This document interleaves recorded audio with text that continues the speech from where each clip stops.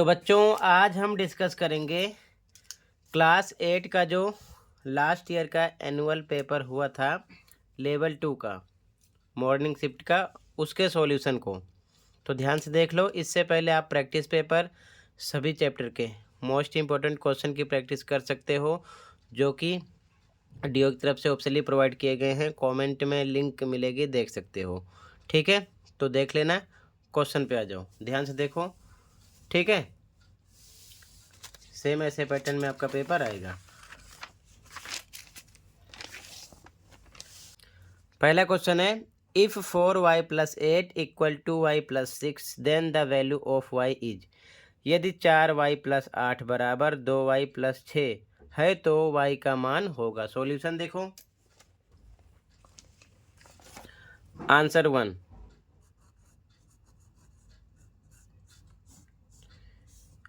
Equation है 4y + 8 = 2y + 6।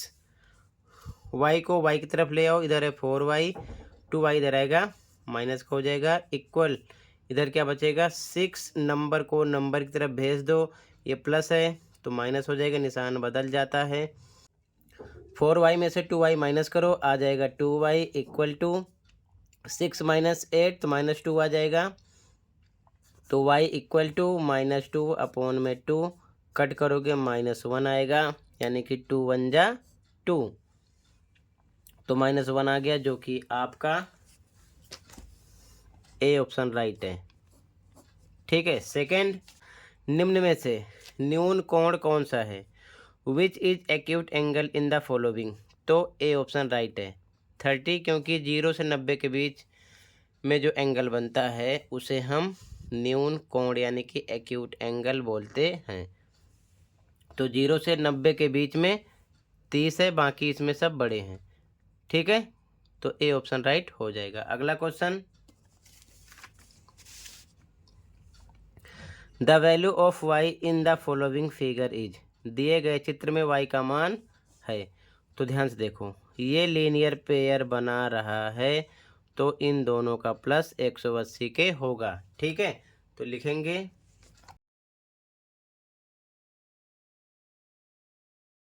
तो ध्यान से देखो, 20 + y, 20 + y बराबर कितने का होगा 180 के। क्यों? रैखिक युग्म है, यानी कि लीनियर पेयर बना रहा है। ठीक है, तो y = नंबर को नंबर की तरफ भेजोगे तो 20 इधर आएगा, माइनस का हो जाएगा, प्लस का इधर है, तो y मिलेगा 160। यही आपका आंसर हो गया। ठीक है, आंसर 2 हो गया। ओके, तो इसमें आपका बी ऑप्शन राइट है 160। अगला, निम्न का घातांकीय रूप है। The exponential form of the following is. ये क्वेश्चन है। ठीक है, ध्यान से देखो इसका सॉल्यूशन। आंसर नंबर 4 देखो, लिखा 2⁵ इंटू 2⁵2 इंटू 5⁵5 इंटू 10। ठीक है, यहाँ पर ये मेंशन किया गया है क्वेश्चन में। ठीक है, तो ध्यान से देखो, 2 बेस सेम है, पावर प्लस हो जाएगी, तो 2 और पावर प्लस करो 3, 2 कितना हो जाएगा 5, इंटू लगा दिया फिर से। अब इधर देखो 5⁵5 लिख दो, इंटू 10 को लिख सकते हैं 2 × 5, 2 × 5 = 10। तो यहाँ पर भी पावर 1 है, यहाँ पर भी पावर 1 है, ध्यान रखना। बेस सेम है, 2 पावर प्लस कर लो, 5 1 6, तो लिखेंगे 2⁵6 इंटू 5। देखो ये बेस दोनों का सेम है, पावर इधर 5 है, इधर है 1, तो इसमें भी पावर प्लस हो जाएगी, 5 1 6, 5⁵6। अब ध्यान से देखो, दोनों की पावर सेम है तो बेस का मल्टीप्लाई हो जाता है, 2 5 = 10 हो जाएगा, पावर 1 × 6 लिखना पड़ेगा, तो ये आपका आंसर हो जाएगा। ठीक है, 10⁶, बी ऑप्शन राइट हो जाएगा। अगला, आगे देखो, अथवा वाला 3 अंकों की सबसे छोटी पूर्ण वर्ग संख्या है। The smallest 3 digit perfect square number is. तो वो है बच्चों, सी ऑप्शन राइट हो जाएगा 100। कैसे? वर्ग संख्या की बात कर रहा है, तो अगर आप 10 का स्क्वायर करते हो तो 10 × 10 यानी कि आपको मिलेगा 100।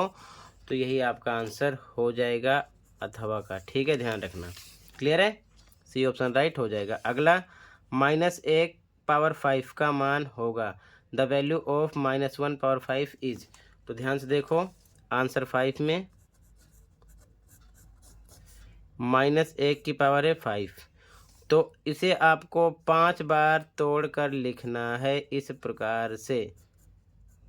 ठीक है, 1 2 3 4 और ये हो गया 5।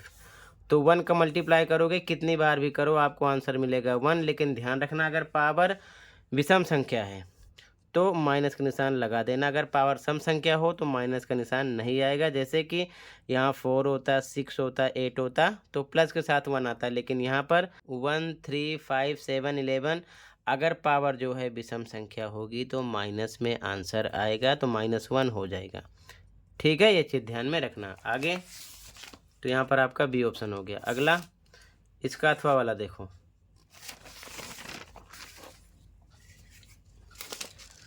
क्वेश्चन है 2 की पावर 3 डिवाइड है 5 की पावर 3 का मान है। तो ध्यान से देखो, इसको हम लिख सकते हैं बच्चों 2 की पावर 3 डिवाइड पर लगा सकते हैं बटे का निशान, और फिर से 5 की पावर 3 लिख सकते हैं। दोनों में पावर सेम है तो इसको हम लिख सकते हैं 2/5 और पावर एक साथ 3 कर देंगे। ठीक है, होल क्यूब कर देंगे इसका। ठीक है, तो ध्यान से देखो, ऑप्शन यहाँ पर मिल जाएगा, बी ऑप्शन राइट हो गया। ठीक है, यही आपका आंसर हो जाएगा। क्लियर है। आगे अगला क्वेश्चन, एक पदी युग्म 6p² और -12qp का गुणनफल है, the product of the pair of monomial 6p² and -12pq is. Multiply करना, ध्यान से देखो सॉल्यूशन, आंसर 6। तो यहाँ लिखेंगे 6p² इंटू -12qp, ये यहाँ क्वेश्चन में लिखा है। ठीक है, तो मल्टीप्लाई करो।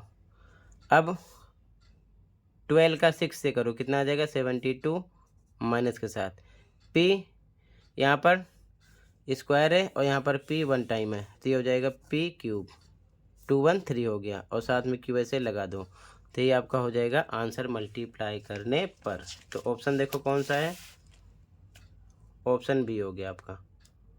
ठीक है, -72 p³ q। ठीक है, आगे देखो ध्यान से, एक बेलन जिसकी त्रिज्या 4 मीटर एवं ऊंचाई 3 मीटर है का आयतन होगा, the volume of a cylinder whose radius is 4 metre and height 3 metre is. ध्यान से देखो आंसर नंबर 7,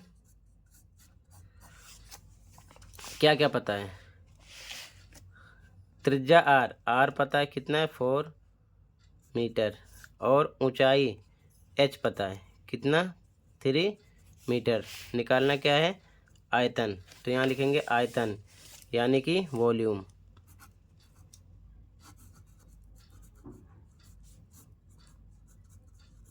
और किसका,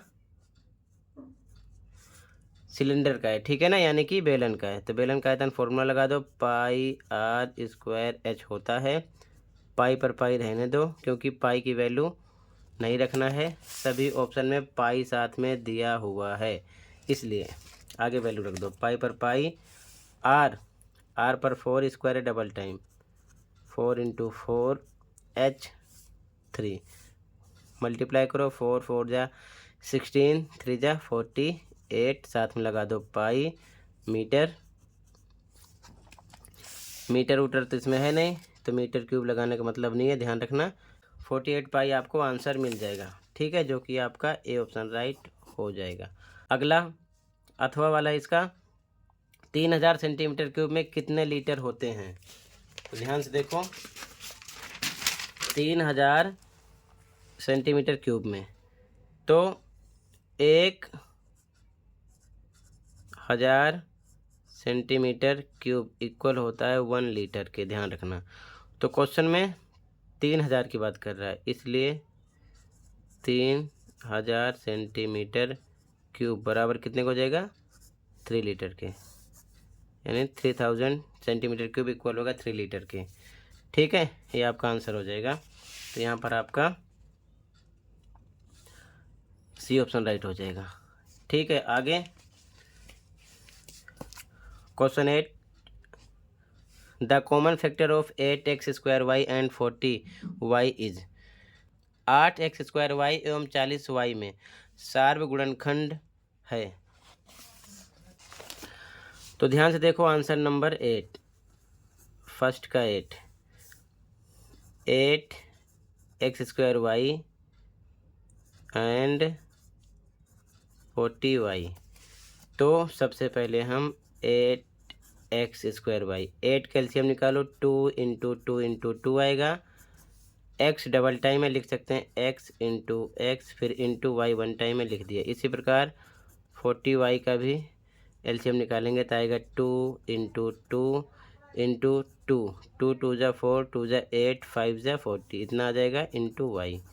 ठीक है, एलसीएम निकाल लेना। जैसे आपको नहीं पता है तो सबसे पहले 40 कैल्शियम निकाल लो, 2 से कट करोगे आ जाएगा 20, फिर 2 से कट करोगे आएगा 10, फिर 2 से कट करोगे आएगा 5, फिर 5 से 5 एकम 5, तो 2 2 2 5, वही यहाँ पर लिखा गया। इसी प्रकार 8 का भी निकाल सकते हो, 8 का निकालोगे तो 2 चौके 8, 2 दूना 4, 2 एकम 2, 3 बार 2 है, यहाँ लिखा गया। ठीक है, अब निकालना है आपको कॉमन फैक्टर।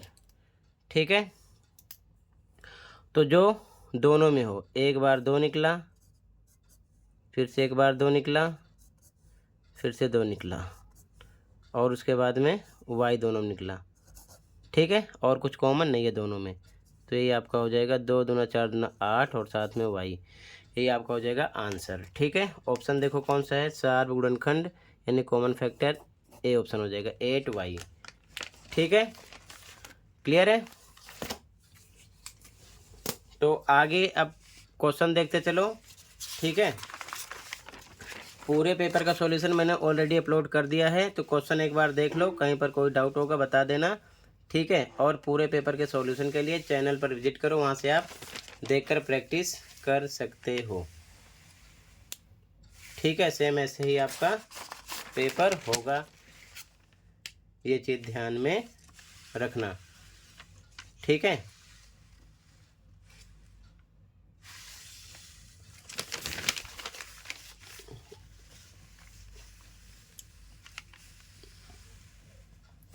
ये जितने क्वेश्चन आप देख रहे हो सभी क्वेश्चन असेसमेंट में बार बार रिपीट हुए हैं। असेसमेंट दोनों मीडियम में अपलोड है सभी चैप्टर के, कमेंट में लिंक मिलेगी, वो भी आप देखकर प्रैक्टिस कर सकते हो। अच्छे से प्रैक्टिस कर लेना, ऐसे क्वेश्चन आपको पेपर में मिलेंगे। ठीक है, ये चीज़ ध्यान में रखना, ये सब क्वेश्चन अच्छे से प्रैक्टिस कर लेना, बार बार असेसमेंट में करवाए गए हैं। ठीक है, तो आज की वीडियो में इतना ही था, मिलते हैं अगली वीडियो में। Thank you for watching.